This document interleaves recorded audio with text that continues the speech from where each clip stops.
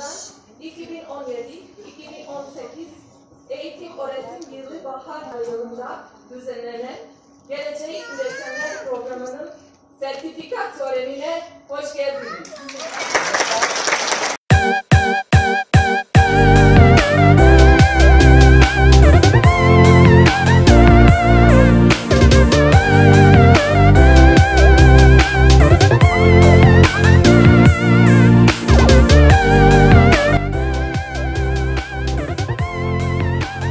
Zdravo svima i dobrodošli na moj novi video. Na mom kanalu imaju dva videa o studiranju turskog, odnosno jedan video je bio moje Erasmus iskustvo, a drugi video je bio iskustvo iz doma u Turskoj. Nekako u prvom videu sam se doticala više profesora, navikavanje na kampus, navikavanje na studiju u Turskoj, na grad, na predavanja, na ispite i slično. U ovom videu bih željela da podijelim neka druga iskustva vezana za studij u Turskoj. Radi se o volontiranju u Turskoj, naravno u periodu kada sam bila na Erasmus razmjeni. Podijelit ću sa vama video sa dodjeli diploma učenicima iz radionice digitalnog doba. Kada sam došla u Tursku na razmjenu studenata, osim svojih redovnih časova koje sam imala naravno kao obavezna predavanja, također sam počela i volonterski rad na Top univerzitetu u Digital Çağ Atölyesi, tačnije u radionici digitalnog doba. To je nekako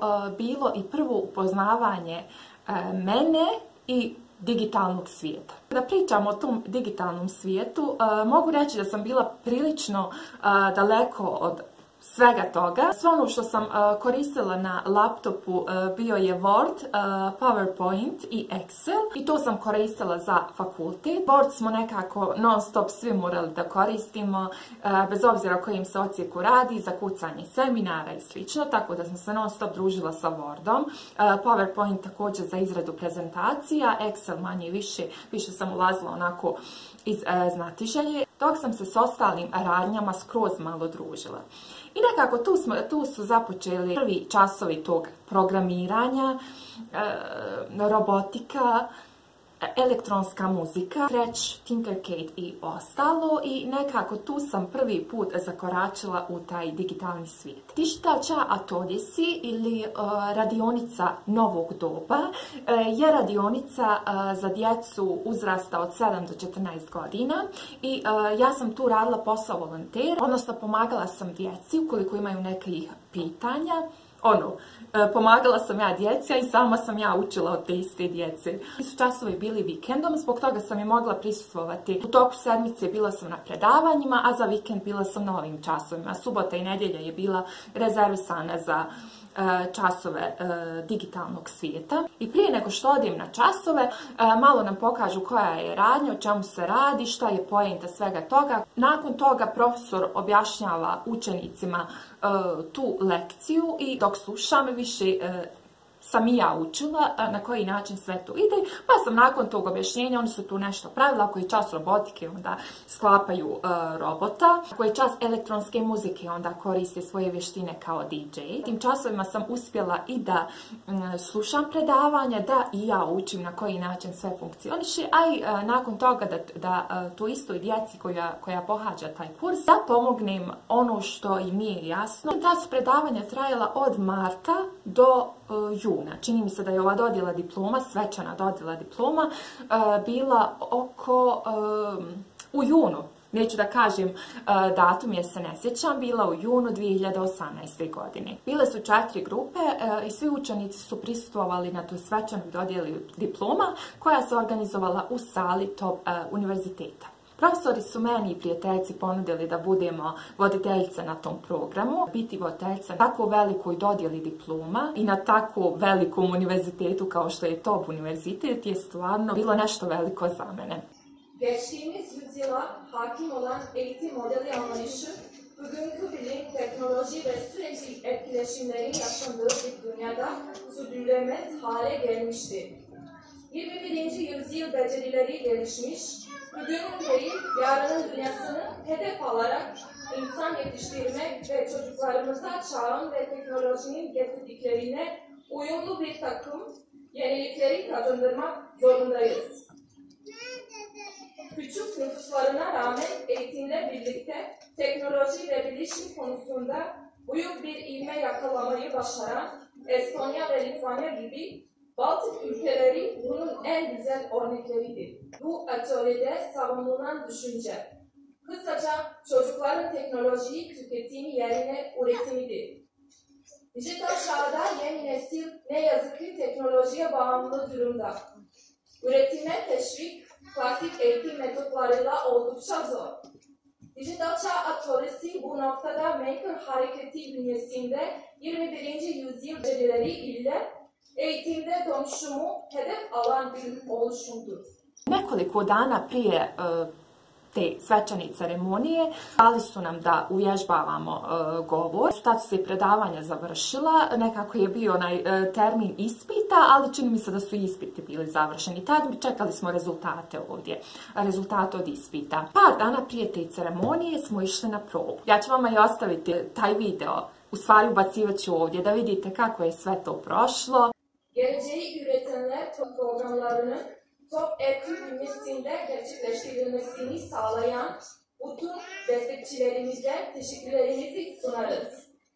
Ancak en büyük destekçilerimiz olan sosyal girişimimize kapılarını açan ve ilk günden bugüne katkılarını esirgemeye Garaj Kuluçka Merkezi ve Top Eğitim Teknoloji Transfer Ofisi'ne öncelikli ve ayrı olarak teşekkür etmek isteriz. Hafta sonları öğrencilerimizin keyifle eğitimlere geldiği garajı daha yakından tanımak için Top Eğitim Teknoloji Transfer Ofisi Girişimcilik Birimi Müdürü ve Garaj Kuluçka Merkezi Yöneticisi Sayın Şevket Özel Kürtçüoğlu'nu konuşmasını yapmak üzere sahneye davet ediyoruz.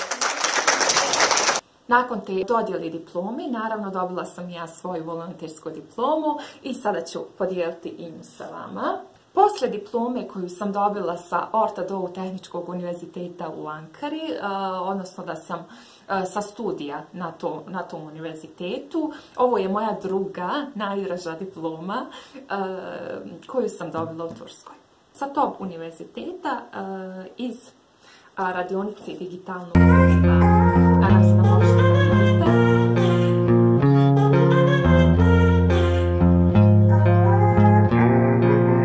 Prije ove svečane ceremonije, odnosno u periodu kada sam išla na volonterske časove i u periodu kada su mi trajala predavanja, sa našeg matičnog univerziteta, odnosno Filozofskog fakulteta univerziteta u Tuzli, tražili su od nas da snimimo jedan video, naše iskustvo sa razmjeni studenata. Oni su radili edit videa i objavili su na svojoj stranici. Ja ću također ostaviti taj video, podijelit ću i njega sa vama.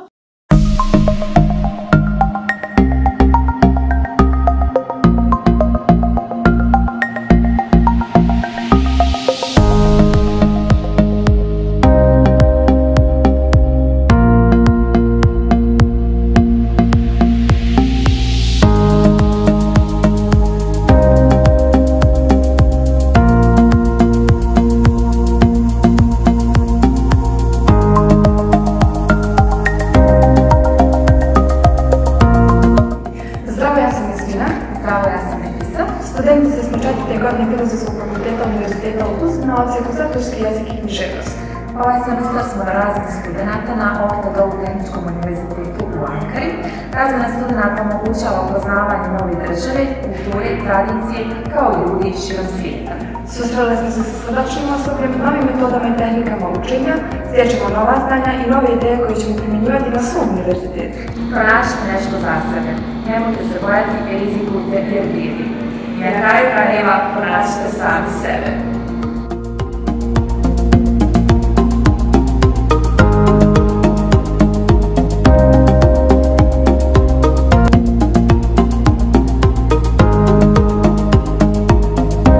Da nisam izabrala Filozofski fakultet, ne bi vjerovatno i bila ovdje gdje ja sam. Ne bi se dogodilo ništa od ovoga što se dogodilo. Prije svega svu tu zahvalu dugujem Filozofskom fakultetu, naravno svom matičnom fakultetu, preko kojeg sam i otišla na Erasmus, jer opet kažem da nije bilo njega, ne bi došla ni do te prijave, niti bi mogla da se prijavim na ovakvu jednu razmjenu studenata. Vjerovatno ne bi imala priliku da doživim jedno ovakvo iskustvo. Prvenstveno mi je bilo drago kada sam vidjela taj video i nekako ostala mi je doživotna uspomena na studiju u Turskoj, na tu razmjenu studenata.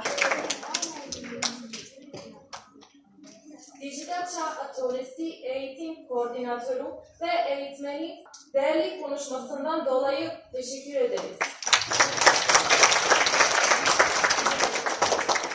Şimdi ise Dijital Çağ Atölyesi Genel Koordinatörü ve eğitmeni Sayın Arda Aslan'ı konuşmasını yapmak üzere sahneye davet ediyoruz. Şimdi sıra geldi geleceği üretenler iki programı öğrencilerimize. Öncelikle geleceği üretenler iki programı 1. ve 2. grubuna sertifikalarını vermek üzere Top Eğitim Teknoloji Transfer Ofisi Girişimcilik Birimi uzmanı Sayın Duygu Berberoğlu'nu sahneye davet ediyoruz.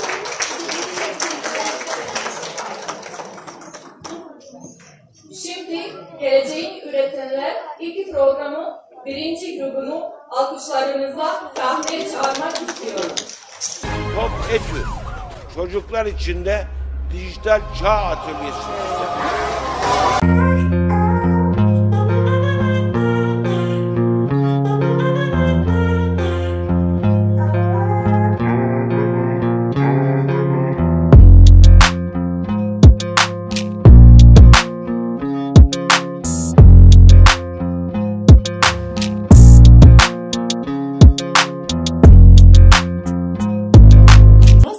Pomoglo što se tiče turskog jezika. Pomoglo mi je u mnogo čemu.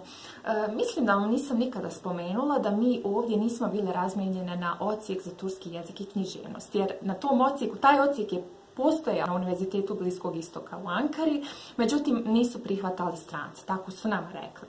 Pa su nas razmijenili na odsjek za engleski jezik i književnost. Zbog toga smo slušali pola predmeta na engleskom, a drugu polovinu na turskom. I tu smo molili nekako, jedva smo našli te predmete da nas prime, jer prvenstveno kao želimo da savršimo turski jezik i zbog toga su nas i primili na te časove. Većina predmeta bila je na engleskoj i službeni jezik tog univerziteta jeste engleski jezik. I u domu smo imali priliku da koristimo engleski jezik zbog toga jer je bilo studenata iz svih krajeva svijeta, bilo je mnogo onih koji nisu znali turski jezik, pa smo se sa ostalim Erasmus studentima sporazumijevali na engleskom jeziku. Osim engleskog jezika, eto imala sam priliku i da ne mogu reći da se usavršim u digitalnom svijetu, nego je to bilo, jer je to bilo moje prvo upoznavanje sa digitalnim svijetom i tada je nekako krenula i ta ostala želja za saznavanjem nečega drugog, nečega novog. Kada sam se preselila u Tursku,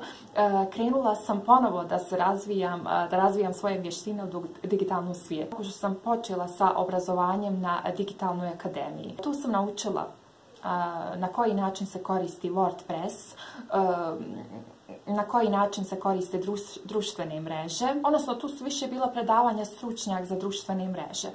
Međutim, imala sam nešto malo prilike da se upoznam i sa WordPressom, Canvom i drugim stvarima koje koristim danas i to redovno, sa kojim radim danas i slično. Nakon što sam naučila WordPress, nakon što sam vidjela one osnove na koji način se pravi, na koji način se gradi taj website, šta nam je potrebno za njega, šta nam je sve bitno kod njega. Nakon toga sam osnovala svoj website turskijezik.com koji ima i dan danas.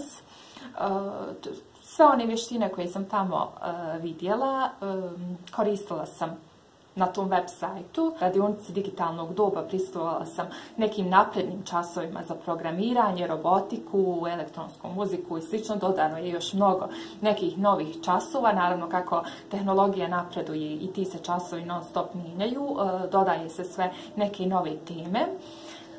Tu sam imala priliku da naučim i Tinkercad, za kojeg sam se posebno počela zanimati, tako da sam počela i da prevodim neku knjigu vezanu sa turskog na bosanski, vezanu za Tinkercad. To je to što se tiče nekog mog iskustva sa digitalnim svijetom, sa razmjenom studenata, sa studiranjem u Turskoj i slično. Željela sam, kad sam već podijelila svoje Erasmus iskustvo i svoje iskustvo i doma, željela sam malo pomalo i da dijelim i ostala iskustva vezana sa razmjenim studenata. Ovo je nevezano za moj fakultet koji sam studirala, ovo je iskustvo sa tog univerziteta, sa volonterskog rada, ali je također iz tog perioda. Vidimo se u nekom novom videu sa nekom novom temom. Do tada, čao!